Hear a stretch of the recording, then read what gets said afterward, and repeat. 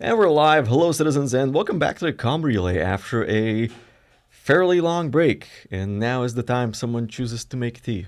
Um, Apologies. Anyway, so before CitizenCon, we talked about our expectations, and I think pretty much everybody I had on that panel was wrong, including myself, as to what we got and what we expected, which is not necessarily a bad thing. So now, 2 weeks after CitizenCon, because I needed some time to recover because my social battery was dead, my health was in shambles because I got sick, the good old con flu, as I was told. Uh, and everybody was traveling, and everybody was sick, and everybody wanted me to leave them alone, uh, which is fair, I guess. Anyway, so today we have one planned guest. I'm sure you all know him by this point, and we have one caller who came out of the woodwork, which I am shocked pleasantly that someone joined us as a caller today. Anyway, so let me get my first guest in without further ado, and Jay, you are dragged in. You will have to unmute yourself. I shouldn't be muted. Very well, we can hear you. So Jay, uh, Yes. well. How the turns have tabled. Yes. How the tables are turned. uh, so Jay, tell us who you are and what you do in Star Citizen, and with Hanger Ready, I guess also. So, well, my name is JayC. The handle I go by is JayC. I've been running Atlas Defense Industries, the third largest Star Citizen organization, for 11 years now. And we have a little YouTube channel that my wife and I do that has some tutorial videos and some interviews on it called Hanger Ready. And don't forget, I am in three of those interviews, and they are You very are. good.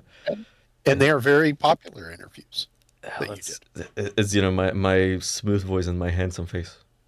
Yes, I'm sure it's that. Because it's definitely not my smooth voice or handsome face. So, You got cute eyes, Jay. yeah, Coke bottle glasses. Um, but no, that's who I am in a nutshell. You Well, know, well, I appreciate you finally coming out and joining me on the show. It has been long requested by me, uh, yes, yes, and you have yes. been long avoiding me. Nah, I don't know about that. Well, I'm a busy guy. They keep me really busy. So, fair enough. I mean, it's to the point where I have to have people, handle my calendar sometimes. I'm so busy. I mean, So that doesn't sound like a problem. That actually sounds like a solution to me. it when you need it, it's a problem. Well, I hope I will never need it then.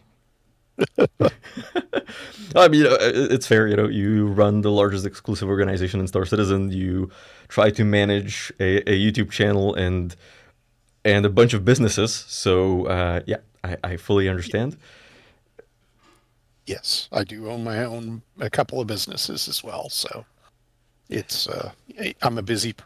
Unfortunately, I really wish I could be retired and just focus on gaming and having fun. But unfortunately, I'm still another decade plus away from that. Retirement, Jay, in this economy, come on, not gonna happen. I'm Maybe still. for you, for me, no. You have to remember that I was a successful Gen Xer, and Right. Yeah, so you kind of got in before the three once in a lifetime economic crisis happened. Uh, correct. I wish I could say I'm not jealous, but I am very jealous. But I did live through the worst economic crisis in the last 75 years. So I mean, it's as Which bad as we one? have it Which one today. was that? Because It we had a was lot of them. it was the economy, the oil and gas crisis of the late 70s. Oh right, yeah, that the OG economic crisis. Yes, where we had 20% plus in interest rates. And I remember going to sleep in the back seat of my dad's car waiting in a gas line. Yeah, So the late 70s were not a fun time. they were interesting times I mean, for sure. I suppose if you So were into music and drugs, it was pretty fun back then. I was a kid, so no, Yeah, so I figure you kind of got the tail end of that, I suppose. Uh, I did. oh, You got to remember, I'm the last. I'm my cohort was probably the last cohort that had to actually do duck and cover drills in school. So I remember not only doing fire and tornado drills, but actually doing nuclear war drills. well, yeah, this Cold War was still pretty cold back then. Yes. Well, but my little brother, who's just a few years younger than me, didn't. They had stopped doing them by the time he was in school. Huh. That's actually So, an interesting piece of sort of American cultural lore for me, because yep, the Cold War panic was alive and well over here, way into the 80s, almost into the 90s. I agree. Yeah, so So, anyway, back to way off Star subject, Citizen. right? Way off topic, but that's what the show is about. We go off on Good. tangents, and people listen to it, which Wonderful. it doesn't surprise me. Anyway, so you did confirm that you saw the CitizenCon panels. So I did. which one was your favorite? And which one was your favorite as a player? I'm gonna ask you about the org leader later. Well, those. I mean, in all honesty, that's really hard to divorce because my player is being an org leader, so it's really hard to divorce those. Um, You I got would that really say, rare gameplay loop, the org leader gameplay loop. They even showed off the outfit for the leader. And oh yeah, yeah, that was hilarious. Um, you know, Base building was super exciting to me as an individual. yeah, I loved the interface. I love the interaction and what the possibilities of that bring. So if I were to rip the org leader hat off, that was probably the part that I was most enthralled about during the I was presentation. watching the panel and I was sitting there with kind of the ADI strong point we had there on the couches, and I'm thinking, that's not my problem, right? It's not CSS. And Nam, Mm. he leans over, is like, yes, it's your problem. That's CSS. I'm like, oh no. You have to protect all that. So, No, that's fleet sec. I demand that be fleet sec. That's a lot of things that you're putting on my division, and well, all the divisions are interconnected, so they all have some danger involved. that's true. No, I enjoyed the base building panel. It was kind of an interesting direction that they went compared to sort of the early day Pioneer concept, where they were like, yeah, it's gonna be a giant fabricator in which you're gonna be building bases, and now they're like, no, it's actually gonna be drones, which on one hand, I guess kind of screws everybody who backed the Pioneer for the original Pioneer concept.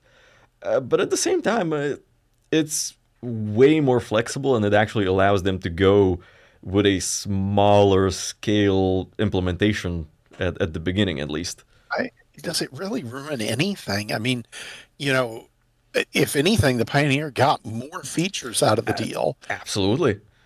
It's not the only thing. I mean, I agree, but we knew that there were going to be other base building ships that were going to be smaller Yeah. price point wise. So, I mean, none of that should have surprised anybody. Though And when you think about it, the Pioneer concept has been around for almost as long as I have been around the game, which is a long time. So there was kind of the underlying expectation that yeah, this is gonna change at some point. and yeah, and so, you're sitting here and it's like you have a built-in refinery, you've got 1,000 SCU plus of cargo, and you're got I don't remember if it's two or four very large drones Yeah, I mean that you are have everything. You have 1,000 SC of storage. You have integrated extraction in the landing gear. yes. you have integrated refinery, and you have integrated fabricators. So they moved it from a all-in-one base builder into essentially a mobile base that can also build things. So Correct. to me, I that's an think improvement. it's a massive improvement. I think it's a massive value because you know that ship is going to be a metric bleep ton more expensive when it comes back out on the market Oh yeah, for sale again. So I think that anybody that is, in my opinion, that is sitting back crying in their teacup about, oh my God, they nerfed the Pioneer, didn't they didn't. didn't watch that segment close enough. Yeah, yeah they So sort of. I think they dropped a lot of new updates. I mean, last year they said, "Yep, it's gonna be drones," but this year we finally got to see what their what it kind thought of looked process like. is on Yeah, multiple kinds of drones, small, medium, large, extra large, because I think the Pioneer has extra large drones, I believe which you're correct. yeah, I'm kind of sad that they didn't show off some kind of a white box concept for the drones, because I don't know what to imagine when they say, oh, it's an extra large drone, because for me, when you look at the scale of the Pioneer, that's a raft size craft. Well, That's I agree that, in how they're going to visualize for and how long it's going to take and all that stuff is all left up kind of to our imagination. But I mean, to a certain extent, I mean, if you looked at the building interface, it's more of a, kind of third person view, drop the yeah, silhouette down, make sure that the drones are continued to be supplied yeah. and the thing gets built over a period of time. Yeah, absolutely. And what I liked about it is that originally I assumed that you would have kind of the drone station and you would have to like feed resources in it. But now they actually said no, they can pick up resources from storage pallets that are around, which is a pretty good improvement in my mind. And I think one reason they did it was to make it more accessible, and the other reason was so they could make the building hover trolley smaller because I don't think it's actually big enough to where you could put in one SCU box on it. So I think that's why they did it that way. But Well, and I would agree that'll be handy. We'll have to see. The devil will be in the details, and it'll change 5 times between now and when it's released. yeah, I mean, they didn't Uh, really give any indication as to what's going to happen after 4.0, which a lot of people were missing in the whole setup that they had. I agree. There was a lot about Squadron 42 and a lot about 1.0, beta or go live, for lack of a better term, Yeah, but but not a lot about what 4.1 and 5.0 alpha are going to look like. I think partially even they don't know what they're gonna have in there. I think we're gonna see it, Q1 once they do their planning meetings, and they will start aligning the progress tracker, and then. But I think quarterly patches are done at this point. They're probably gonna be waiting for content as they have it, at least in I, my I, opinion. I don't think so. I think we'll see quarterly patches. Um, so that because they need that buzz about new stuff coming in on a regular schedule, or they'll have their activity levels die down, which hurts their funding. Yeah, So I that's think true. they'll stick to roughly quarterly patches. Obviously, missing dates left and right, but Oh, I mean, when um, was the last time a patch happened on time according to the quarterly schedule? Uh, I think that we've had patches that have dropped on the quarterly schedule but they've been pared down. Stuff's been ripped out that wasn't working, and that's pretty regular. I mean, we'll get another patch for, which will probably be 4.0 for IAEA. yeah, But it's, had 20 something things pulled out of it yeah. that they had promised previously. Well, I mean, And they kind so of took 324 and they split it out into point 1, point 2, and now point 3. But point sure. 3 is going to be the IE plus whatever ship releases are coming in. And then, they removed a bunch of content from 4.0, but that's actually not a bad thing in my mind because they have server meshing in there. They have all the missions in there. They have the entirety of Pyro, which I think actually makes it a little bit easier to deploy and test. And then they can add engineering, fires, and whatever else they pulled out, and they will have to put that into a 4 point whatever patch when it's ready. At least that's I what I think. agree. Well, ultimately, at the end of the day, the big issue here is server meshing, and then the next, which is dynamic server meshing. Yeah. Those, and to a certain extent, if they were a regular gaming company, that's what they would be focused on right now, because that's the core of their infrastructure. Yeah. But they're not a regular gaming company because they're crowdfunded. Yeah. And because of that, they have to add, instead of going 2 years working on this critical scaling tech that is just absolutely mandatory and having everybody focused in on that for the most part, and not adding in new ships and not adding in any of this stuff, they slow the progress down a little bit because they got to chew gum and bicycle at the same time. Yeah.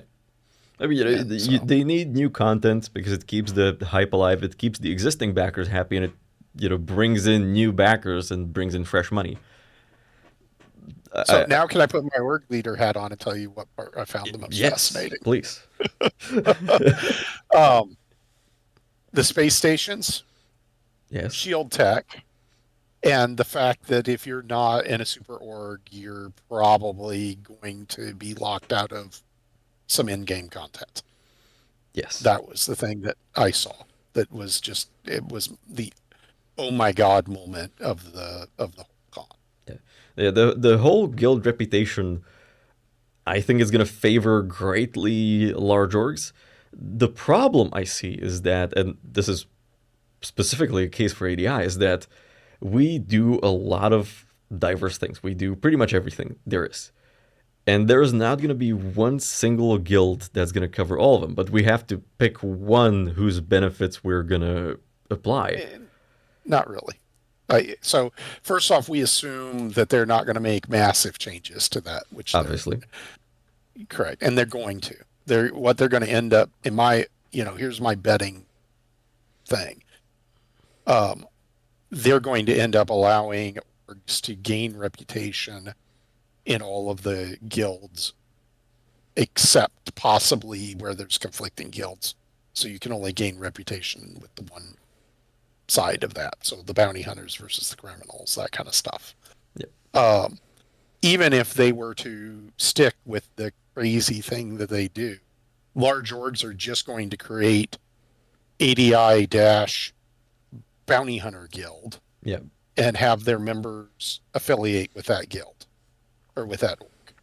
Yeah, that was my initial thought of how we could handle this if they kept the system that they showed.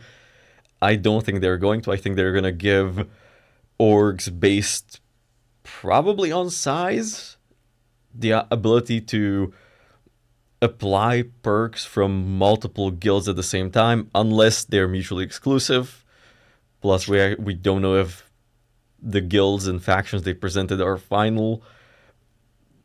It's 1.0. If Squadron 42 is slotted for 2026, my assumption was not until 2027 at the absolute earliest. At the absolute earliest. So and probably not then. So yeah. So, I make this joke. I started playing Star Citizen in my 30s, and I'm going to hopefully finish it before my 50s. Jay, remember when I joined ADI? I was year 2 in so college. I was year 1 in college. Now I'm at the point in my career where people actually listen to what I say in meetings, and this game has not been released yet. I know. No, trust me, I get it. But I mean, I think base building, stations, and more importantly, the bidding for shield tech. Yeah. So here's my take on things. This is what I heard and what I'm going off of. One, Pyro and Nyx are going to have the highest quality, highest amounts of the top, most difficult to obtain resources. Yep. That they're going to be a PvP free for all like Ark or Rust. And so therefore people are going to come in and mess with your crap constantly. Yeah. Except if you're able to, through these PvP engagements, get enough of the tokens to be able to bid to win Shield Tech for the week. Yeah. That means if you're not in an org that is in the top 15 or 20 orgs in the game, you're just not going to have the body count to do that stuff. Yeah, I mean, you might be able to sort of sneakily get in there, grab the resources, get out, but that's going to be sort of different level of sort of end game gameplay for orgs.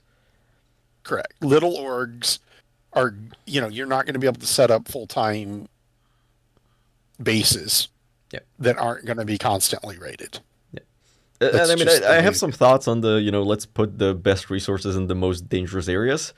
But that's for a whole separate show, and I also have a video written about it. So fair enough. I mean, let's be honest; it's ingenious if you want to have people go places where they're going to have PvP engagements, but not make it a requirement. Yeah. Yes, CIG love their emergent gameplay. That's true. Yep. Oh, Darkmyth, thank you for the follow. So yeah, CIG love their emergent gameplay. I don't think it's necessarily a good thing for balance. No. But CIG are either going to figure it out, or it's gonna not get figured out, and yeah, we will see what that's going to look like. At the end of the day, it favors if you're in a small 50, 100 person org, you're faced with a Mount Everest climb to get much bigger, which, let's be honest, if you look over the last 5 years, only one org has broken into the top 10 in the last 5 years. And there's no reason to think that that's going to change drastically. Yeah, I mean, there's obviously, bigger orgs have bigger recruiting ability and bigger reach overall, so there's more incentive for people to join, obviously. Yes. It happens in every game.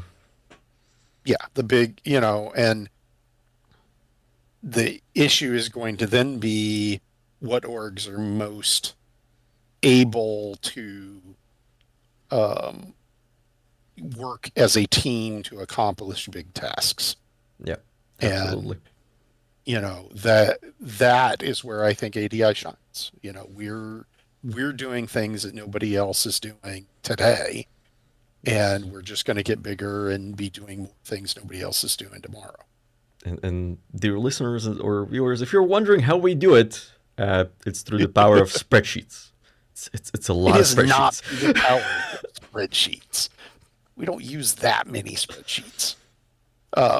No, it's through the power of being organized and having a large staff. I mean, I think that's the thing that a lot of smaller orgs, and I don't want to go off too much on a trail, but it's, you go into some of these big orgs and they've got, 10 people that are running the whole org. And it's like, well, yeah, that sounds great on paper, but it don't work. Yeah. Yeah. I mean, the thing is, we are organized, we train, and we do things together. We play together, we do ops together. And that's all knowledge and experience that we're going to put forward once it actually matters. Once we have some long-term gains to have out of it. Until then, it's just a lot of fun and a lot of spreadsheets. There's a lot of spreadsheets.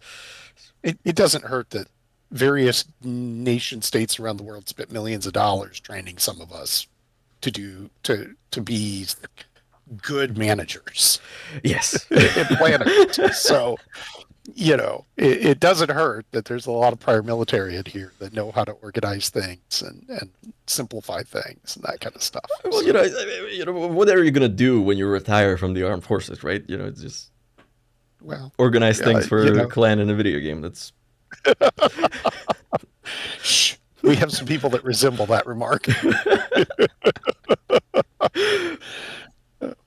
Not to call anybody out on our staff. Yeah. no. There's nobody on our staff that would No, resemble absolutely, that at all in any way, absolutely shape, not. or form. But no, I mean, I think, at the end of the day, the CitizenCon was an eye-opening thing. Stuff that I knew was, in my heart was coming down the pike, but it's like, okay, this is fruition. And a perfect example of that is that, in a week we added more than 100 new members. Yeah, I, So, I was out there shilling hard. I was recruiting hard. I put on my recruiting hat and I went. I know we all did, and thank you for your hard work. But no, I mean, we're adding people. I mean, like crazy. I mean, Yeah, it's ridiculous. I think it's, as of when I woke up this morning from when I went to bed last night, it was 10 new members. yeah, So in an 8-hour period. yeah, absolutely. So So on a semi-related note, the Squadron 42 release date. Were you surprised or did you expect this? disappointed. Disappointed. I was disappointed. I thought they were closer. I think that I thought they were closer. Yeah, And if you want me to go into the crazy conspiracy theory of why I thought so, I, which proved not to be the case, I won't. I know. I'm asking because you told me your crazy conspiracy theory and it turned out wrong. It was. And I readily admit that I mean, from a business perspective, the fact that they were doing overtime that they were only going to pay out when the game releases made me think, no rational CFO would want to carry that free overtime over for, a year, let alone into, 3 years. Uh, And so, yeah. seeing as my company does the same, I'm just gonna shut up. I'm just not gonna say Okay, anything. fair enough. I'm not gonna incriminate myself. It's So, yeah, I mean, it's going to be, let's be honest, it's going to be CitizenCon-ish 2026. It's not going to be probably. January. It's going to be April or August, September, October Yeah. of 2026. Yeah. Well, I Or think it'll slip. everybody in that room was a little disappointed. Yes. That there was definitely a very deafening silence when that 2026 came on. Because I don't Yes. think anyone expected it. My expectation was that they're going out with it, Q1, Q2 next year. Especially after they I, showed off, first almost 2 hours of the game. yep. But I thought they were going to release it. I thought it was 50-50. They released it before Black Friday. And you knew that. You and I had talks about We, that. we talked about that, yeah. Yep. But I was sadly disappointed in the timeline. The game looks pretty good. I don't mind that it had a crash. That happens. Um, Actually, on Sunday because I was talking to a lot of CIG staff because a lot of them knew me, which is a whole thing. But I was talking to a bunch of the guys who sort of did the IT and the hardware for the event, mhm. and apparently, it had nothing to do with the game, the whole crash. Someone apparently put in an HDMI splitter and didn't tell anybody, and that splitter overheated multiple times during that demo, and apparently that's what did them in that day, or so I was told. Yeah, I that could be the case. And then when the monitor flaked out because of the splitter, it caused a crash. Sure, but Yeah, it still crashed. Let's be clear. The game crashed. it still crashed, but I mean, Okay, in their defense, they did upload a full uncrashed demo that night, that evening. Yep. so clearly it Look, can be played. It's, sure. I'm not worried about a crash, especially on a game that's not going to be released for 2 years. exactly. So That doesn't concern me in any way, shape, or form. Um, you know, my bigger concern is how much playable content is there, and is it fun, and how well is it received, and how much it grows the community. yeah, Because I, you know, And if you don't want me to go into the numbers, I. But my life is thinking about what's the size of the community that we have to draw from to grow the. Yep. No, that's. I think that kind of math is going on in, every org leader's head, especially. I doubt it. I doubt it. Well, yes, understandably, our leadership is. Or a bunch of nerds. Yes. I have been to a few board meetings at this point, and I have seen your back of the napkin math a few times. Yeah. I've been director for a very long time. I know, but here's the question: do you think that, I don't know, Montoya is thinking about the size of the community? I would hope so, given that he is the leader of the largest organization in Star Citizen. No, but he's been passed. He's number 2 now. Oh, who's the number 1 now? Nova. Really? Yeah, Nova tests than us, and then way below us is Corp. Nova, huh? Yep, they passed about a week before CitizenCon and main members. Really? Yeah, they got on my radar when I was running social media for ADI, and they were like 2,000 members back then. Yep, they're the one. That's the only org that's broken into the top 10 in the last 5 years. Well, good for them. Good for them. If I knew that 2 weeks ago, I would have found someone and given them a Diplo card. Well, we've got the big org leaders who talk to each other. Let's just leave it at that. I know. Even as much as Montoya and I don't get along, we've got the ability to chat with each other if problems arise to keep things from going crazy. Didn't he say that you guys are friends? I don't know what he said. I would not classify Montoya as a friend. Fair enough. I wouldn't know. I don't look into the high politics in Star Citizen very much. I don't know that there's a lot of there's a lot of politics. There's no question about that. But it's just you really don't want to have 5,000 members and another 8,000 members all fight.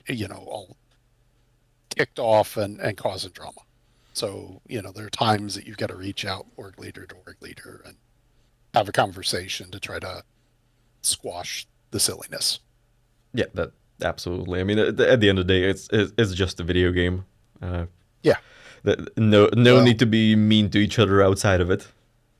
Whew, you would hope so. You'd think so. Come on, Mongrel was across the street from us, and they were, besides all the howling, they were pretty nice. Okay. Besides all the howling, that was the only thing where I was like, huh? I'll take your word for it. I would not want to be sitting that close to them in game, but at the con they were okay. Well, really, I mean, here's the question: what percentage of that org is a bunch of psychopaths? Do I really want to sit down next to them? I'm just saying, statistically speaking. Yes, I mean, if you want to get into statistics on pirate players and griefers in Star Citizen, we're gonna be here A for a very long time, B we're gonna get demonetized, and C I'm gonna get death threats again. So, well, they can send the death threats to me. We've already had that here once. I would rather not. I'm sorry to hear that. I'm sorry to hear that. For some reason, every time I talk about piracy, they get very angry for no reason. Even though most of the time I actually agree with them, which is I find it outrageous. I prove their point, and they're not nice to me. So I don't know what to say. I mean, look, we don't allow piracy in ADI mostly because it would attract the wrong kind of players. Yeah, that's understandable. Yeah, there in my opinion, and just my opinion, not Space Coder's opinion, people that are interested in that gameplay loop, there's a high propensity of other underlying personality issues that make them not a good fit for team play. Very politically correctly said. Yep. So I'm trying not to curse on your show. Thank you. I appreciate that. So, moving on. So we talked Okay. about which panels you liked, which panels you as an org leader liked. So was there something that CIG mentioned that you did not like besides the Squadron 42 release date? But I think everybody agrees on that one. Well, I mean, obviously the release dates being the biggest. The second was the whole org to guild system I saw as problematic. Um, You know, I was watching that and they showed off the org calendar. And I'm just thinking, if that doesn't link to like a Google Calendar or something, I can hear Turin cursing right now that there is another calendar he has to update. oh, dude. Yeah. I mean, they look, CIG, I understand why they're not doing it, but don't release an org system until you release an API with it. Just make everybody's life easier so that we can automate as much of that as we possibly can. And make us be able to do work on all of that outside of the game via the website. Don't make us log into the game and interact with the game to manage orgs, please. Since That would an be it. API was mentioned, I am obligated to say, CIG, if you're listening, I will make the API for you. You can even underpay me. I will do it because I need it and everybody else needs it, and you guys are not doing it. Yeah. As long as you let me work from home, you can underpay me. I don't care. I'm still gonna get paid more than I get paid now. So So no, I think that's the that's the org system is kind of blah. I mean, it's uninspired, and I was expecting better. yeah, I kind of see where they're coming at it from. They're I think they I think you showed me off the graph of how many orgs of which size there are. And I Mm-hmm. think they understand that 90% of orgs in Star Citizen are less than 100 members. And A way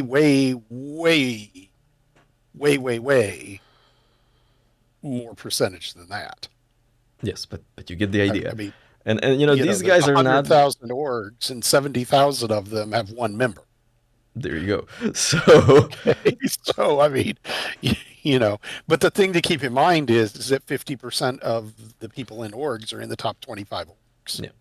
But man, So I and think their idea is that most orgs out there they don't really have external tools and they're not really looking at actually majority of people are in orgs that have external tools. And that's a divide in how CIG look at data and how we look at data.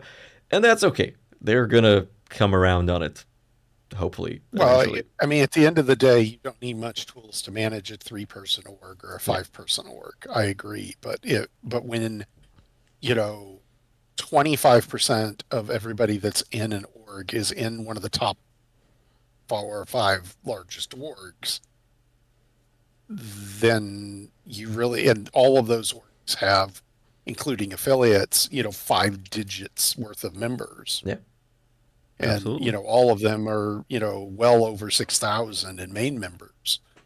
Um, you really got to have a conversation about, yes, we understand that they're the edge case, but they're such a large chunk of the edge case that we've really got to provide tools for them. Is it really an edge case if 25% of the players are a part of that edge case? That's Well, as a developer that would bother me about this. yes. And let's be very clear. It's not 25% of all players. It's 25% of all players that have joined in. Yes. The vast majority of players have not joined in.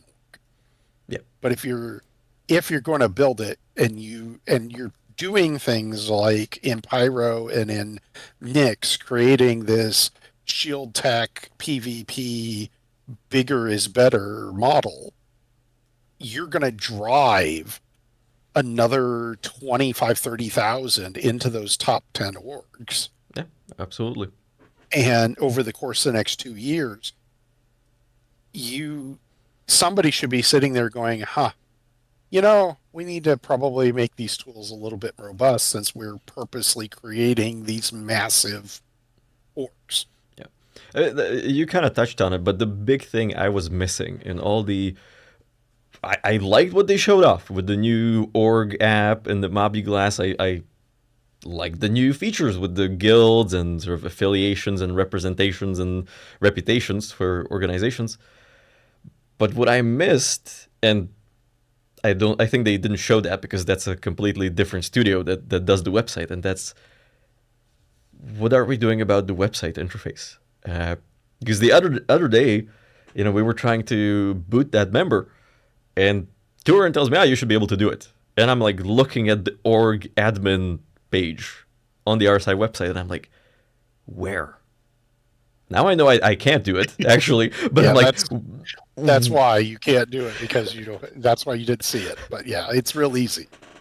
Booting people is not hard. I mean, the current interface is good. It's just mind-numbingly hard to use. In that, they don't give us the ability to filter people. They don't give us the ability to say, "Hey, show me X," players that meet these requirements that have a join date between X and Y. yeah. They don't give you any of the advanced search features. And for the love of God, don't put those in the game. Put that stuff in the website so that we can get on and manage it. Well, you heard it here, folks. Org member search features by join date and status coming to your Mobby Glass in the next couple of years.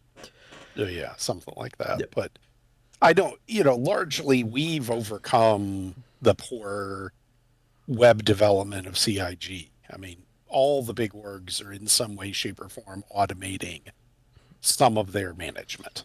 Well, yeah, I mean, at that point, when you get over 1,000 members trying to do it with just Spectrum and just the org admin page on RSI, it becomes impossible. I will point out that we had almost 3,000 members before and we used a Google spreadsheet to manage them all. I remember. You know who did the last spreadsheet onboarding? I do. That was me. Yes, the very last one. And, but for the last 8 years, we've not been using that method. Yeah. So, we've had to build custom tools and the reality is that if CIG didn't give us any more tools, we would be fine. Yeah. And to a certain extent, the more they obfuscate, the better it is for the current large orgs. Yes. Because it allows us to, leverage our position in the hierarchy today. And it makes it's a huge steep climb to get caught up. If you're, I talk to org leaders that are in 100-man orgs, 200-man orgs all the time. And it's like, how do you handle when somebody quits your org? How quick are you getting their perms turned off so that they can't cause trouble? And the answer is often, once every 6 months, we'll go through and audit the list by hand. And that works at 200 people. That's not going to work at 2,000 people or 20,000 people. I occasionally look at the bot log on Discord, and I see how much is happening. Shh! Don't tell people about the bot log. They can't see it anyway. It's just a status page that tells us that all the software, all the microservices are running correctly. So if somebody told me, "Hey, start an org and build an IT infrastructure while you're at it," I would have laughed at them 11 years ago. But today, I mean, IT is for the big orgs, and we're not the only ones. I'm not going to name the others. I'm not going to out them. But the majority of the Big 10 have some form of IT infrastructure they're using to automate.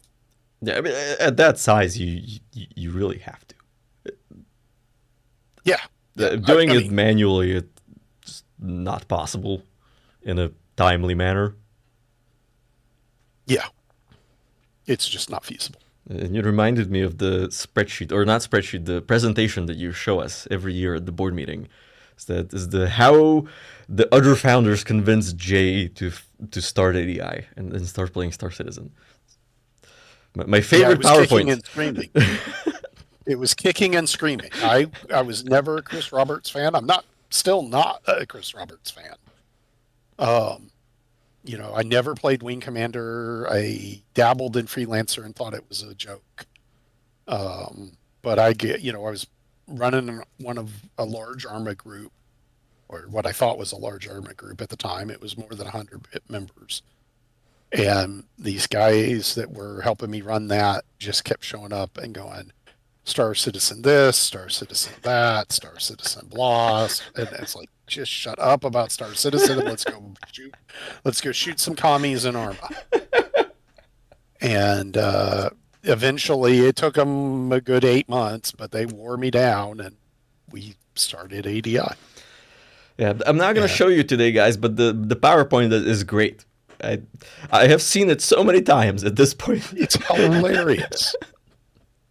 But you have to agree, the goals there, while the numbers were wrong, the goals there were spot on for what we're doing. Absolutely. And it's a good, that's why I like it so much, and that's why I remember it so often, is that the vision they proposed for ADI back then, so many years ago, it very much is the vision that we are arriving to right now, and the vision that we're going to have once we get to 1.0, which is great. Yeah. And I didn't make that part. I just talked about what I thought we should need to do, and then the other guys made the PowerPoint. Yeah. So, I mean, that's what, we sat down, we had a meeting on August 16th of 2013 and had that presentation with about 100 folks. 80 of them said, yep, we're in. And on the 19th, we bought the domain name, set up the website, and officially became a Star Citizen org. And then 3 or 4 weeks later, I actually bought the game.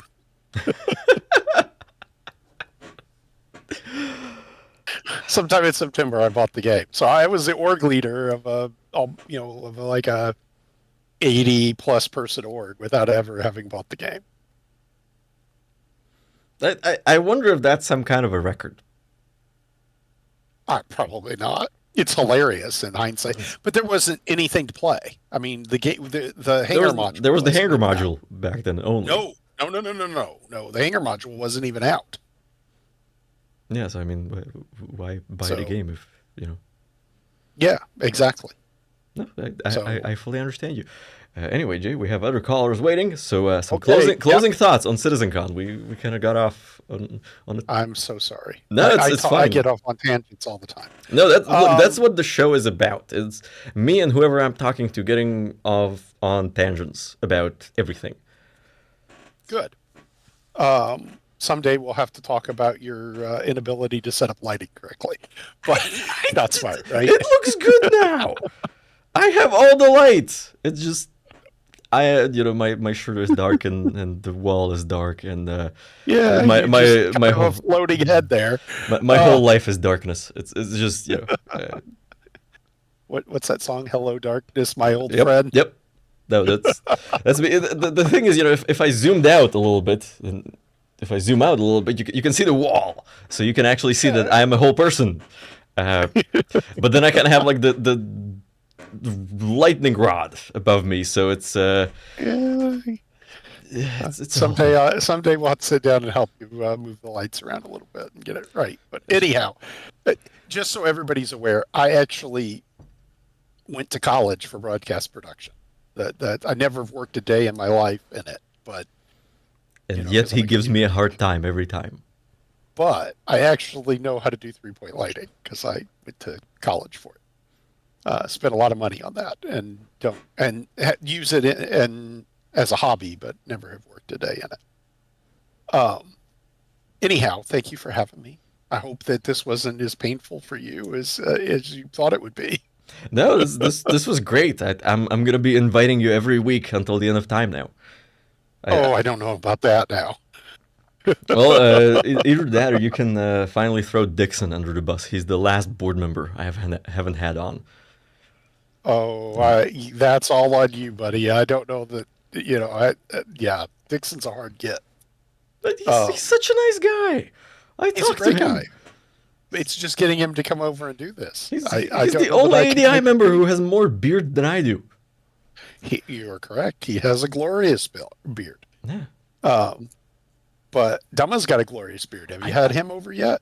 Not yet, but he is on Okay. the list. Good, good, Since good. we're friends now, so yeah, So he's on the list. here's my closing thought. Blah. Here's my closing thoughts. Um, if you play Star Citizen, you need to be in an org. Find the org that meets your play style and help to make them the best org in the game, because that will make your experience in the game that much better. That's my suggestion to all the people watching. And ADI might be that org for you, but the reality is that it's probably not. We turn away a lot of people, and because we want everybody to find the best fit. So go find the best fit. It will drastically increase the enjoyment of the game for you. Yep, they're very true, and I say it every time I do an org video. I know. So, I guess that's it. Do you want me to say goodbye? Feel free. Yeah. So thank you for joining us. I really appreciate it. It's been a few weeks in the waiting for me, and I hope you will say yes to being on the show in the future as well. I will say yes. I will do more of these for you. You know, I would have been on earlier, except for CitizenCon. Yeah, CitizenCon, you were sick. It's the whole thing that like I was supposed to have a bunch of people about CitizenCon, but like people are sick, people are still traveling. Taco was supposed to be on because I wanted to have her and talk about kind of the home support perspective of CitizenCon, but she's at work, so it's a whole thing. So It happens, but it's in my case it was mostly I'm sure you have discussed the ASOP terminal we built yeah. for CitizenCon. I was doing most of the back end programming for that, so that sucked up a ton of my time pre CitizenCon, and then post CitizenCon, it's been a whirlwind. Yeah. So, but I will be back, I promise. Thank you. I appreciate it. It's always fun having the board on the show. The only person that talks more than you. Okay, I'm out of here, dude. Thank you, Jay. Have a good one. All right, ladies and gentlemen, that was JayC joining us. I know I promised to have him on a long time ago, but he's a busy man. He said so himself. So we're gonna move on to our caller, not a guest, a caller, sort of a active person on our Discord. So Integer, you are in the channel, and you might have to unmute yourself. Let's see if we can hear you. I sure hope you can. We can hear you. Awesome sauce.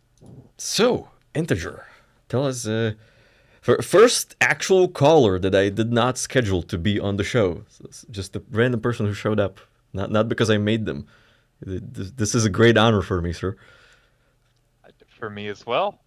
I'm great at just being that random guy that just showed up. Yeah, that's the whole point. Unrequested. I'm just there, Yeah, no, I really appreciate it. We originally, this was supposed to be all just like random unscheduled people coming in, but no random unscheduled people ever showed up. So I just started inviting people. So yeah, I'm glad the tables have turned finally. I'm honored. I'm happy to just show up and blab about my favorite game. Good, because you might have to do this every week until the end of time. You know that, right? Oh gosh, alrighty. I'll start seeing about working that into my schedule. Excellent. Yeah, just block it out on your calendar. That's what I do. Just 2 hours on Sunday afternoon for the rest of my life. Yeah, until the end of time. Yeah, but what do you think is gonna happen first? The game's gonna end or we're gonna end. My money's on me. You should see the way my doctor looks at me. He's like, "How are you still alive, dude?" Just like, are you in any pain right now? Just the usual amount? The usual amount is 0. Oh. I don't know about that. Hey, I think that depends on the field you work in, you know? Well, I think that's pretty obvious from the name. So it's Yeah, pretty I mean, obvious. yeah, exactly. I would fully expect you to have carpal tunnel going on a decade now. You know what? It's not the carpal tunnel. I am a migraine and back pain developer. Okay, yeah, I could see that. It's, it's you know, a whole lot of fun at the doctor's office for me. It's like, do you hydrate? And does coffee count? It's like, yeah, it has water in it. Like, It does. It does. I like to do both. I like to start my day with a great big cup of coffee and then also a lot of water. Yes, I have to go to the bathroom so much all the time. Yeah, but I feel like it's better than just coffee. Yeah, no, you know, last year I got myself a half-liter French press, and Nice. yeah, my quality of life and my waking hours have improved greatly. But I also had to go with the half-liter teacups for tea. Like I actually have tea in this. I try not to drink coffee after 5 p.m. Because then I'm not sleeping, and then I'm cranky at work in the morning, and For that's sure. not very good when your job security hangs in the balance. Yeah. So, integers. So, which one was your favorite panel at CitizenCon this year? Well, that it's a two-part answer. Personally, what I enjoyed watching the most was the Dress to Kill, the one that talked about specialized armors and specialized roles, and you know the ability to take specific roles, or for lack of a Star Citizen equivalent term, class, Yeah. character class, and to lean into those more. Yeah, you know, Because as that someone panel who, was problematic for me. Not because of oh yeah, what they said, because when you listen to what they said, I understand what they were trying to tell us is that, you know, you don't have a class, but you have certain pieces of gear that are more suitable for certain archetypes of things you're doing. Mhm. But as with many things that CHG does, it was the presentation of it, where they said it in a way like, yeah, you are a sniper now. Like that's your class. You can't do shit about it. That's like that's the only thing you're ever gonna use this specific equipment set for. But that's a presentation problem, not a functionality problem. But that's with a lot of things that CAG do, where they're presenting it wrong and it actually turns out to be functionally correct. Looking at Yep. you, contested zones. Yeah. But so yeah, that was my favorite in terms of what I enjoyed watching the most and enjoyed, you know, imagining what they talked about and how I could use what they brought up in the panel. I think the most important for me was the 1.0 panel. Yep. Because I have only been playing this game for about 2 years now, and I haven't been following it. Not I have not been following it. I watched some YouTube videos maybe 6 months to a year before I started playing, as some guys playing, and I thought, wow, this looks so cool. And so then I get into it, and then I learned that this game has this massive back history, and I talked with guys who are like original Kickstarter backers, and they're like, man, it's in the original design document for the Hornet Ghost that it's only going to have 2 size 1s on the wings, and I'm like, what is a design document? Where do you find this? And what do you mean the Hornet Ghost only has 2 size 1s? That's awful. Oh, Uh, I so having love new players coming into the game and realizing that there is 10 years worth of lore and stuff that has been going on that they have no idea about.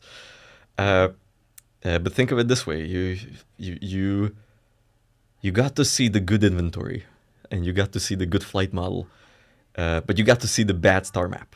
So yes, the Bad Star map, pre-master modes, of course. I was very new to the game when the 318 difficulties happened, and that was when I oh kind of yeah, realized, like, hey, this is still in development. Yes. maybe this is not a live service game that I can play all the time. You see, Or it's a bunch of microservices in a trench coat pretending to be a live service game. And there's nothing wrong with that. Most of the time, the pretending is successful. It's just when it matters, when it fails miserably. So, but that's okay. It's just, you get used to it. Like, when you're like 3-4 years in it, you just get used to it. You're like, free fly. So I'm gonna, my next session's gonna be in about 3 weeks. Thank you all, and I will see you in 3 weeks. yeah, I always have to try it though, even during Invictus and IAE. Like, obviously, I don't try to take contracts and actually play the game the designed way. I'll give an example. During Invictus this year, first off, I had a grand time breaking into the Idris. Yeah. Because I figured out you could shoot open the Idris doors and then use your ship tractor beam to pull those Gladiuses out without getting a crime stat because they forgot to code that. So I just pulled those Gladiuses out and started seeing what I could fit in an Idris. Had a grand time doing that. That's important information, I think. Absolutely. No, you're completely right. I mean, it's still a good idea to get in, even though it's a free fly, it's IAE. Go in, look at the ships, especially now that we have persistent hangars where you can, rent the ship and spawn it in your hangar and kind of look around sort of on your own time. I think that's amazing. Obviously, it's not going to work if you have a small hangar and you try to spawn a Carrack, because that's just not going to work. But that's just something that they have to fix that they haven't really addressed. But that's okay. Another grand thing that I hesitate to even talk about because I feel like CIG might listen and decide to patch it, but figured out that you could go to a bunker, grab some Ninetales guys, do an unarmed takedown on him, take his guns away from him, drag his body all the way into the Invictus Hall, the Invictus Hall, the IAE, sorry, not Invictus, the IAE Hall, and revive him with a med pen, and he will wake up and start panicking because there's a whole bunch of players all around him, and he doesn't have a gun, so he just starts panicking and running around the event hall as a poor, terrified Ninetales man. And it's the most hilarious thing to get on Reddit or on Discord later and see that somebody saw this Ninetales soldier that I revived, and they're going, "What is he doing in here? This is so weird. This has got to be a bug or something." I love the Star Citizen community. That's my favorite thing to do in this game, man, is to make your own fun and just figure out what the devs haven't thought about yet, for lack of better words. When you think about it, the tagline of Star Citizen is choose your own adventure. And that's exactly what most of us are doing. The kind of drawback, at least for me, is that I have become absolutely resilient to bugs in every other game or piece of software. Like, when Cyberpunk came out, it was a buggy mess. And everyone was like, this is unplayable. This is... How could they release this? And I'm just like, yep, it works. Crashes a little bit. Some missions don't work, but I don't know. It's pretty playable. Playable patch for me. I've had worse patches in my life. I mean, still better than 3.15. You didn't get to see 3.15. That was the Apocalypse patch. Not. Oh gosh. That was the only time in Star Citizen, the whole time I've been playing since 2016, that I lost hope, where I didn't play for 2 months, mostly because I could not log in for 2 months. That's awful. Then again, nobody could log in for 2 months. It was kind of a weird place because they just put in sort of the first version of persistent storage, and it broke immediately. So maybe you log in, maybe you don't. Maybe your account doesn't exist. Never know until you try. Good stuff. Yeah, this game is great. You kind of assume there is a process and there is a safeguard, and well, it's not really an assumption. It's more of a hopeful prayer than anything else. But you know what? Having spoken to a lot of CIG folks at CitizenCon, I have a lot of renewed faith in the development. That's good to hear. It turns out they're about as overworked, tired, and lack caffeine as I am. And that just makes them very relatable to me. Like they are just developers and they're doing their best, and the deadlines are not on their side right now. But anyway, Yeah. enough with the tangent. So, uh, what are your thoughts on the 2026 Squadron 42 release date? And now, seeing as you're not a long time backer, you might actually not care because you might not even own Squadron 42. I don't, not for lack of trying. Oh yeah, After they pulled it last from the year's store at some point. That's Yeah, true. it was available at some point in time between when I first pledged and started playing, and then I didn't really care about buying it. I just said, oh, I'll buy the package when it gets closer to release if it looks like it's something I might want to play. But then after the panel last year where they showed the feature, they gave the feature complete announcement and they showed that bit of gameplay there, and I saw that military multi-tool, or the multi-tool does everything, and I saw all this cool stuff, and all straight to the store page, straight there, and it wasn't there. Yeah, they pulled it sometime before CitizenCon last year, and that's why a lot of content creators and a lot of people in the community were thinking, oh, they're pulling it from the store. That means, like, one half was like, oh, it means they're scrapping it, and the other half was like, oh, that means a release date is gonna get announced, and they're gonna like put it back on with like big, like, out now, and then it didn't happen. But yeah, after that panel, I immediately checked the store because I wanted in, and of course it wasn't available and hasn't been since. Yeah. But no, I'm not.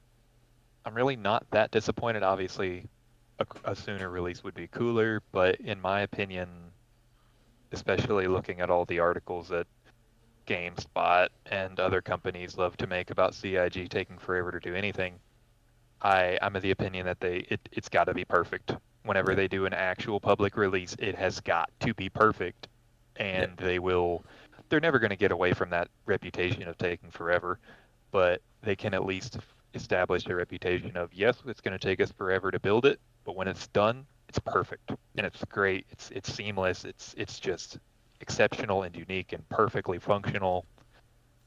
So I don't mind. I want it to be good. Yeah. Above all, I want it to be good.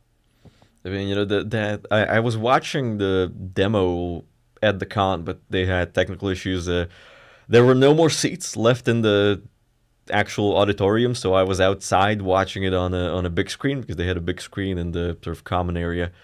But that was cutting out apparently because of that HDMI switch issue. So I actually wanted to watch it after, and well, my hotel had a very good-looking TV, my hotel room. So I 11 p.m. after half a bottle of wine, I'm like going to the reception, like, hey guys, could I borrow an HDMI cable for a second?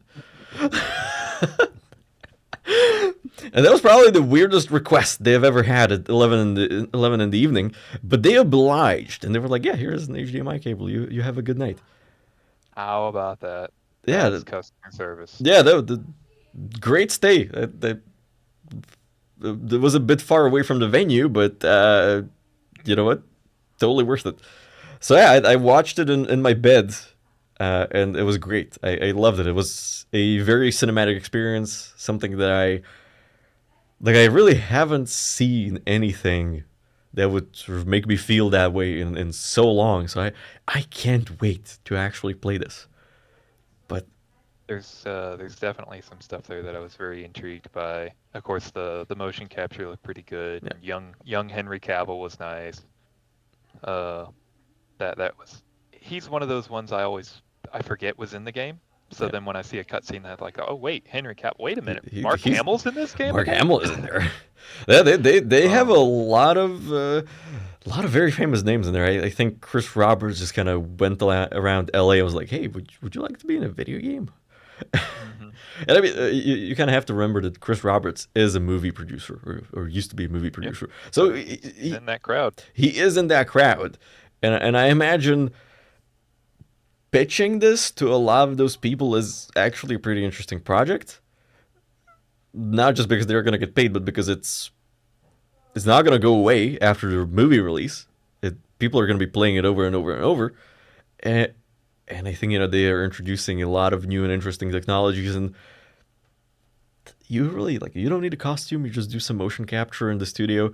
It's probably easier to do among everything else. I don't know, if I was an actor, I would go for it.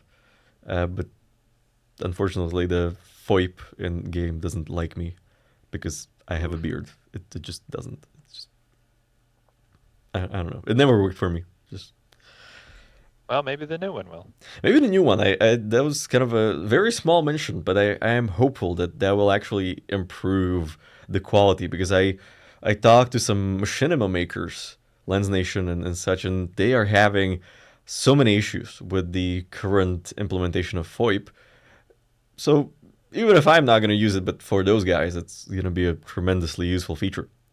But anyway, so was there anything, any panel or any topic that they talked about that you were like, you know what, I don't like this, I'm concerned about this. This is not good. It wasn't so much anything in particular that they did say they wanted to add. It was a few things in like the 1.0 panel or in the ship release view that I was a little unsure of because they just didn't mention things like data running, didn't mention VIP transport. Yep. They didn't mention upcoming repair ships, which I was really hoping for some repair ships because they, obviously with base building, they seem to be now leaning towards actually developing the drone tech. So, and obviously they threw the Apollo in the silhouette panel, which I'm extremely excited for as an Apollo owner. So them moving into drones is very exciting, but the fact that they seem to be getting into drones and not talking about repair ships yet at all, no Crucible, no Vulcan, I was mildly disappointed by. Yeah, I agree. You know, when they're talking about drone tech, I feel like the Vulcan is a pretty low-hanging fruit to figure out at least the functional and sort of the scale side of it. On the other hand, you know, construction drones are functionally different than repair drones or rescue drones, where definitely my assumption right now, given the Vulcan design where you kind of have the drone operator seat, is that rather than something autonomous, the drone is actually like a mini snub fighter that you control physically. Compared to, you know, Elite Dangerous, where I don't know if you play Elite, but they have drones. They're called limpets, and you just program them. It's like the same kind of drone. It's just programmed for different things depending on the module that you have, and you just kind of like target a place, send it out, and it does its thing. Okay. Which is I've never played Elite. I have heard that it is a bit of a, if you like Star Citizen and Google spreadsheets, you'll like Elite Dangerous. Yeah, that's that about sums it up. I occasionally play it because I like how they do certain stuff with industrial gameplay. But I still love Star Citizen more. I just like walking around places. Yeah, absolutely. That is literally what drew me into Star Citizen, was watching guys run box delivery missions in a Carrack, and they were using the Pisces to go to the ground, and they were leaving the Carrack up in atmosphere, and just that seamless gameplay loop of spaceship to little spaceship to ground to building to box, and just all that stacked on top of each other. I'm like, that's awesome. I don't even care what I do in this world. I want to get in on this world and see what there is to do. And that's the thing, you know, you can really do whatever. I mean, now that things are a bit unstable in the PU, I'm just going around taking photos. That's all I do right now. And I took the opportunity of the PTU, the 15 million they give you for being in PTU, and I just went and grabbed some ships that I hadn't bought yet, like the Saber Firebird, and I just started low flying with the Firebird. Great ship. Love the idea of that ship. Overpriced on the pledge store, but it'll be an in-game purchase goal for sure. Yeah, absolutely. I mean, you So gotta spend the credit somewhere. Gotta have a sync. Yeah. I mean, they're going to be implementing a lot of syncs. That was actually my favorite part of everything they talked about, is that they understand the economy. It's like, having an economy, that would be pretty nice, man. Yeah, the funny thing is that, you know, I am a software developer. I have a master's degree in software engineering, but I did a minor in economics. So that's why I dig into the Star Citizen economy so much. And they were like, talking about like inflation and inflation mitigation and like how that's going to work. And I was like, we're not gonna have the RuneScape inflation problem. You guys are aware of it before it happens. This is shocking. I am shocked, pleasantly, but I am shocked. I'm hopeful about it. No, that was the one thing they said where I was like mid conversation with someone. And I was like, hold on a second, what did he just say? So yeah, I'm very happy that was the thing that made me surprisingly happy about the whole thing. Like base building, great.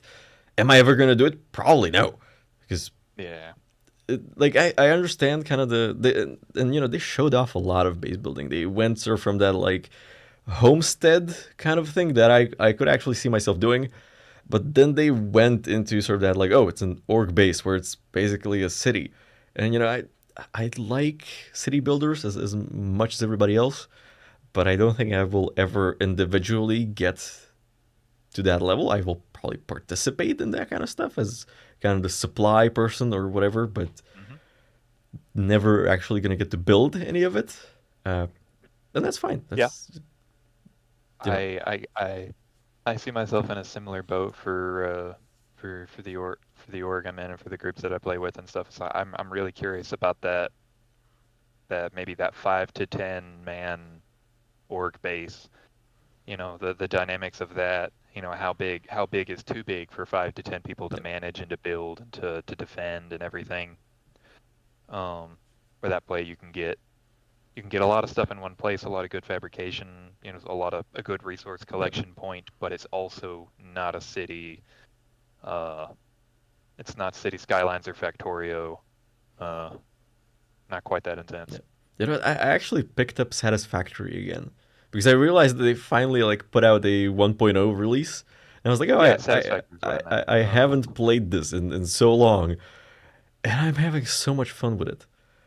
It looks fun. A couple of my friends are big into factory builders. I've watched them play with 1.0, and it definitely does look interesting. I'm afraid that's a game that if I picked up, I wouldn't be able to put down for a couple 100 hours. Yeah, it's like that. You kind of like start a game and you're like, oh, I will just like look at the new features, and then a week later you're like, what happened? And I did that with Elden Ring, man. It was just next thing I knew, 2 weeks of my life was gone. I cannot get myself to play Souls games.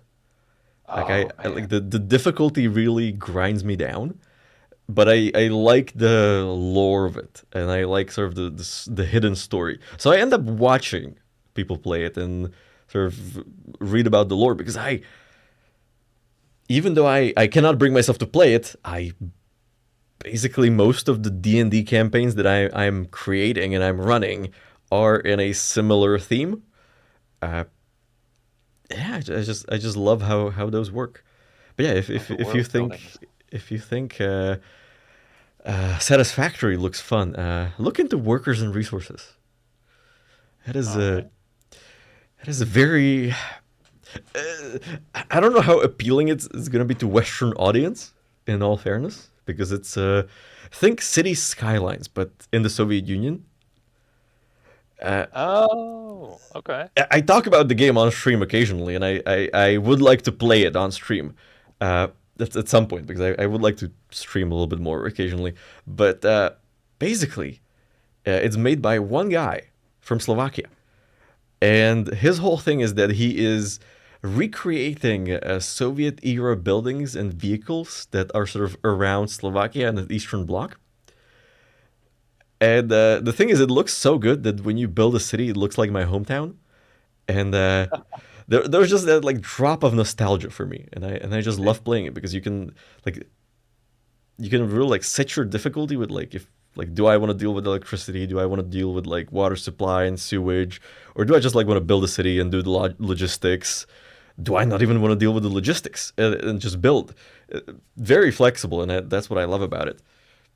And yeah, So you can zoom in and see the little Lada cars. Yeah, exactly. Take off from the apartment blocks. That's so cool. It's so cool. The thing is, all the vehicles are accurate. It is what you could get, and if you set it correctly, there is a setting where the different vehicles become available when they were available in real life, because you have like a in-game year counter going on. Oh my gosh. Yeah, it's a very interesting game, and I think it's very underrated. I played it way back when they had some early releases like 3 years ago, and now I came back to it, and I'm like, wow, this is so much fun. And that's kind of the game I play when I'm like, oh yeah, I have 3 hours to kill, and it's actually like sometimes you're like, especially when you're playing on realism difficulty, where you actually like have to wait for things to get built. You can just kind of like leave it on in the background, and I like watch videos, paint, or like write scripts or whatever while it's going on in the background, and I just like, oh yeah, cool, that's built. Let me just set that up. Let me set up some new construction going, and very very fun game. That sounds really interesting, especially the historical accuracy side of it. It's just unnecessary, but it's such a nice It's attention to detail. unnecessary, but it's beautiful. And you know, we're like the best game you can compare to is City Skylines. There, you know, it's the sort of American way of city building. It's like very car centric. Workers and Manifest resources, Destiny. it's all about pedestrians. It's like making things walkable because nobody has a car. Like public transport and sidewalks. That's the whole thing. It's like, oh, your factory is 5 meters too far from the apartment complex. Too bad, nobody's gonna work there. It's like, nope, you're gonna have to set up a bus stop. Oh wow, that's interesting. Um, Something else I did have written down because I took notes listening to you talk with Jay. Uh, and one big one that occurred to me that I did think about during the CitizenCon panels and everything is, they've chalked up wanting to add vehicle gameplay, especially there was a particular ISC talking about ground locations in Pyro, how they want some of the locations they really want to encourage you to land in a vehicle away or to land in your ship Yeah. a ways away and take a ground vehicle in.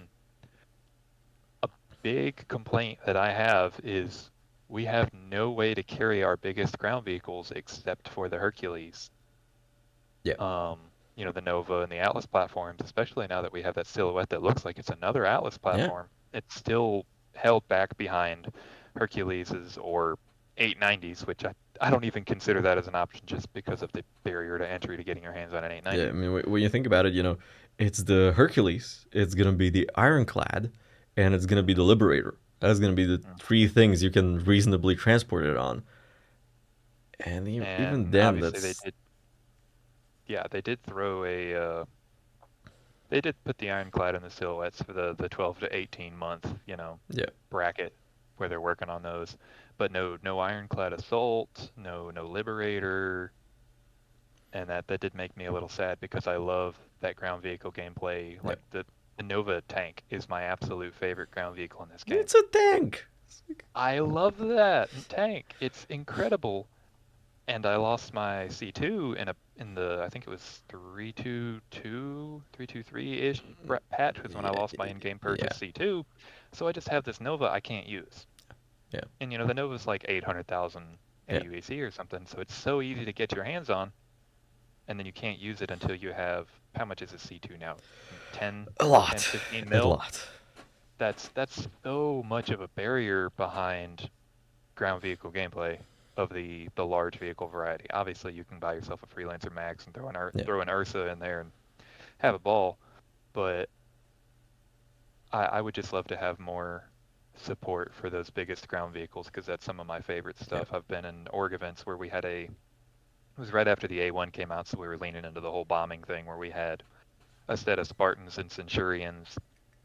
We literally built up a big convoy and just tried to drive between, designation point A to point B, and there were a couple A1s that every now and again they'd get to take a pass at us and try to find. The goal was to try to find the Spartans, but the Centurions would obviously be fighting back. Yeah. And it was so fun as a Spartan driver to just be terrified at night, wondering if the A1's gonna find me. And It doesn't even have to I like watched. hit you. It's just like close enough. Oh, I got rocked so many times, Yeah. and I'd have to open the doors to get it to level back out. But having that kind of emergent gameplay happen naturally, as opposed to being made by an org for an event, because obviously it was great fun, and we were just goofing around. It was a nice, friendly, we got away from you, we got you type thing, Yeah. but it was fun. But to have that kind of experience, but actually trying against other players, both of you competing for the goal of whatever is at this ground location is something I'm really looking forward to. Kind of that combined arms type gameplay. Absolutely. No, I agree. There was way back in the day when the Valkyrie came out. There was talk about sling loading vehicles, and we never heard anything about it ever again. But that's the thing I would like to see. I just want to sling load my ballista under the Valkyrie, Oh man, just for the lulz. Star rope, please. Yeah. But the thing I think they need is a Valkyrie just like 2 meters taller, so you can actually fit the Atlas platform in there. Hmm. But I did figure out if you try really hard, you can force an Atlas platform into a Valkyrie. Obviously, it's too long and does cause the Valkyrie to explode, but it does technically fit. it technically fits, like volume wise, it fits. Mhm. The The explosion is a space is problem big we enough. have to overcome. Yes, yes. Um, But yeah, I agree that sort of on a related topic, they said that we want to put the valuable resources in dangerous areas, but the thing I think CAG are forgetting is that just because you are, the possibility of being attacked isn't the only thing that can make an area dangerous. Like, yes, but I would like to see, environmental dangers like wildlife or weather, where I need some kind of a specialized ship or a specialized vehicle or a specialized suit to actually get to that area. oh, that would be awesome to have I don't know, a perpetual storm situated around a location where if you try to fly a ship in, you're going to get hit with lightning bolts and you're going to get demolished. Yeah, I mean, they showed off the lightning bolts. My idea would be like, oh yeah, here's a planet which has like a permanent hurricane going on it. The only safe place to land is like the eye of the storm, and then you have to like drop off a ground vehicle and go outside to get the things you want to get, because I don't know, maybe like something is like falling out of the sky in the hurricane and you want to mine that, or like maybe the eye of the storm is the only safe place to be mining the thing that's on the surface, and you kind of have to move with it and it can collapse randomly. So that's kind of the thing I was missing in the resource panels. Hopefully they have it in the back pocket, because again, a topic for a full video, but putting all the valuable stuff in Pyro and Nyx kind of cancels out all the balance for everybody. Especially if you don't have an ability to refine low quality material into higher quality materials. So Yeah. I am definitely curious about with environmental hazards with pyro solar flares, how that will affect if you're on foot. Say you're just out at an outpost on foot and a solar flare comes. Are you gonna? Obviously, we expect to have some kind of warning, but if you're caught out with your pants down, proverbially, and you need to, maybe it's worthwhile keeping an Ursa around so that you can have some place to shelter. yeah, I mean, they had them in the playtest last year, but they, as far as I remember, they didn't affect you on foot. They affected your ships. So like you would lose shields, you would sort of get kind of that EMP effect. You would get a warning, both on foot and in a ship, but I don't remember doing anything when I was on foot besides just making everything migraine-inducingly bright, which I guess, maybe that's the point. Like it incapacitates you in real life, which touche CIG. That would be pretty funny. But they axed it from 4.0, so I think it's gonna come back in some form in 4.x. We will see when that is. They cut down the content pretty significantly. I don't think it's a bad thing. I think there's going to be enough chaos going on in Pyro as it is. I mean, I played some 4.0 this morning, and yeah, it's nice. I see where they went with the visuals, but yeah, you're going to spend a lot of time just like walking through corridors trying to find the elevator. That's Yeah, I watched a couple of streamers streaming some of it during Yeah. when they had the NDA allowed to stream. Yeah. And a lot of wondering where the elevators are, a lot of falling through floors of buildings. Yeah. And I mean, generally, visually, it all kind of like blends together with how it's styled, which is an artistic choice, which is okay, but also it makes it less playable. It doesn't make it good game design. Yeah, and that's kind of a forever struggle with Star Citizen, is kind of the art versus gameplay, and we're seeing it with the UI over the last year. We're seeing it with a lot of the locations over the last year. Distribution centers, they got a huge art pass, but, well, there was very little gameplay going on. Like, the distribution center raids it's fun, but there's not that much going on there. You get some boxes of stuff, but that's really it. So, the forever struggle. Anyway, so closing thoughts. Was the CitizenCon good? Was it bad? Can CIG do better? Can they do worse?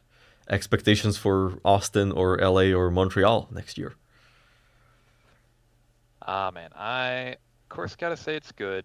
I did enjoy it. I woke up at 4:45 in the morning to watch day one live. I couldn't make myself do it for day two, but day one I was there with my friends. We were watching it live. I had a great time doing that. I really enjoyed a lot of the atmosphere of it. The community looks awesome. The community booth row looked really cool. There's some really neat stuff built there. And man, they showed off some good stuff. I'm glad they didn't get too over ambitious with the specifying release dates. I know it kind of hurts to say, but I was happy to hear them say, 12 to 18 months instead of these are ships, they'll be here within a year, period, because we know CIG and we know they're not actually going to make their stated release date. So I was happy to hear them kind of acknowledge that a little bit more, to be like, hey, we want to have you some form of base building within a year, not base building will be done within a year, and then obviously they failed to do that because it's too much. Yeah. So a little bit more self-awareness on their part, I was happy to see. They got better at that over the last... They kind of had a year or 2 year break for pandemic, but they really got better over that time on sort of keeping the whole event grounded, sort of managing expectations and sort of being realistic in what they can actually deliver, which is good. Man, expectations for next year, as far as location, I hope for Austin. I don't have a clue. I just hope for Austin because then I'll be able to go if it is in Austin and I can see friends and have a great time. As far as content for next year, obviously they really leaned into base building this year, so I assume that they're not going to be leaning in as much into it next year. Hopefully they'll want to expand more onto the potential future systems. Maybe that we could get a real close spotlight on Castra. Yep. I don't know about Terra. I would be unsure about expecting much solid information on Terra, but Castra I expect. Nyx is obviously not a whole lot there to cover, but they could talk about. I'm really hoping we get that Nyx kind of becomes our system for big space battles. They talked about potential Vandal raids in Nyx. Yep. So like if you're gonna have a place to take out your orcs, Idris, when we get the Idris in game, if you're gonna have a place that you can really bring out that Idris fully crewed, maybe even 2 Idrises with support ships and all your fighters and everything, like Nyx is gonna be the spot to have that fight.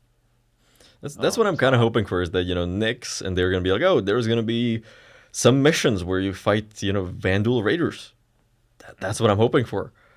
For Terra, I agree. There's a lot of content in Terra that is like specific and bespoke to that system. So I think they're going to be doing a lot of work on that. But what I personally would like to see is sort of putting the spotlight back on Stanton for a little bit, if we're not going to get another system in that time, because I don't think we're going to get a third system. And sort of because Stanton has been around forever, and it shows. Like all the outposts are old, all the gameplay is old. So just do a little rework, a little refactoring, add a little good Yep. stuff. And of course, Pyro is going to have all new and everything. And Nyx is a fairly sparse system, so I'm hoping we can get Nyx fairly soon after Pyro. But that'll depend what kind of gameplay things they want to put in between now and then. I've got the big list of all their ideas for 1.0 career lines, and we've got things in here like recovery expert and fuel gatherer, operative in FPS being different from a soldier in FPS. And then, of course, we've got really interesting ones we don't really have any idea of what it might be yet, like illegal racing, industrial athlete, parkour in Star Citizen. Exactly. Not with the traversal that we have. Are we going to get an Assassin's Creed style parkour system? I'm very curious about. I would like to see more Mirror's Edge, because I like how that game did movement. So I just would like to have some form of. I'm curious about some kind of form of more momentum, flowy gameplay, movement mechanics. I mean, I recently started playing Titanfall 2 for the first time. Obviously, I don't want that in Star Citizen. But just that style of that very flowy, momentum-based. I'm not sure about that pertaining to FPS combat, but maybe if they made like a specialized suit you could wear that would give you little jump jets that would enable you to use that type of movement, but maybe there is no weapon support for that system, so you could only have a pistol or something if you were gliding around walls and all that. I'm just curious about that kind of movement system. Titanfall 2 and Titanfall 1 had I love those games. It's the movement and kind of the theme of it. And Titanfall 2, alive and well, I don't know how many years after release, so might have to install it and play a little bit. Anyway. And I'm not hoping for actual jetpacks or anything like that. I'm not sure Star Citizen is the game for that, but parkour is all about momentum and a direct line between A and V and style, and I'm very curious about that. And things like hunter and farmer, like herds, keeping up with the herds. That's all stuff that they could choose to cover in CitizenCon next year, where they could actually provide some context of where they even want to go with those types of industries. Yeah. What I would like to maybe see next year is, I don't want them to commit to release dates, but I would like to, because this year they showed off the stuff they want for 1.0, which is great. But recently I've been more curious about like what's going to happen in the next 6 months. Because like it's nice to kind of have that 1.0 goal sort of in the distance, but now we're gonna get 4.0, but like what happens after? That's been the big question for me right now, and they have not answered it, and I think they're gonna answer it Q1 when their planning meetings are through, when 4.0 is out and they see how it performs. We will see. I mean, we're going to be spending 6 months or more just doing catch up on 4.0. Oh yeah. Getting all those extra features like you were talking about earlier, where how they split the 3.2.3 into 3.2.3 and 4 and everything. We're gonna spend 6 months just getting caught up till we have actual 4.0. Yeah. Which not a bad thing. No. Kind of like I said with the squadron, like above all, I want it to be good. Yeah. And I think there is now room to focus on quality over quantity, which is I am not mad about the patches being delayed, features being delayed. I would rather they get here and they be playable and the game be playable, because that's been kind of the main issue over the last 2 years, where the game gets less and less playable. It's just unstable, crashes. We had a good couple months, Q1, Q2. Then they had some free flies, some events, and basically Q3, has been mostly unplayable, and now it looks like 3.24.3 is also going to be unplayable. We will see what happens for the IAE. Yeah, but yeah, the end of the year is always difficult for Star It doesn't Citizen. matter how cool the new MFDs are if I can't even call my ship in a hangar. I have that up right now in live. I'm stuck at Everest because I can't call ships at Everest. Yeah. And I can't get somebody to give me a ride, so my live character's just stuck at Everest. I can play PTU and I'm fine. But It's like that movie with Tom Hanks. What was it called? The Terminal. It's like I don't think I've seen it. It's about a guy who gets stuck at an airport, and he like lives there for a couple of years. Oh wow. Yeah. See, I'm thinking like Escape from New York. You gotta fight your way out. Well, I mean, who are you going to be fighting at Evers? The T-posing NPCs? No, anyway. I'll T-pose right back at them. That's the only way. You gotta match that energy. Yeah, exactly. Gotta match the vibe, match the energy. You have to become the T-pose to fight the T-pose. Yeah. Anyway, I think that will be all for today's show. Well, awesome. I had a good talk. I appreciate you having me on and let me hang out and ramble. Absolutely. That's why I'm here. This show is not about me rambling. This show is about me enabling the community to ramble. Now I can't wait to go back and listen to it and hate how my voice sounds, but figure out what I can do to ramble about next week. Next week. Well, we did CitizenCon. I have a list. I have a virtual sticky note of stuff that I want to talk about. Favorite kind. Yeah. Well, since IT doesn't allow me to use actual sticky notes for security reasons, it's like, come on, I'm in my own house, in my own office, and the only thing violating security is my cat. Because you never know. Gotta watch out. That thing has my shoulder for mine right now. That thing has the collective brain cell has been lost, and it will never be found again. Next week, I'm thinking either combined arms in Star Citizen, which I think would be interesting for you, or I might do the other games people play to pass the time when they can't play Star Citizen, because that seems like a very theme appropriate topic right now. I would agree that is the much more that's the more thematically appropriate for the context in which we live right now. Yeah, but I'm kind of I see that they're trying with the hotfixes, and like we went from I can't even log in, like the game will not launch for me because it can't retrieve my account, to I can log in, I can like get in the PU, I can fly around, and if I get lucky, it's not gonna crash immediately.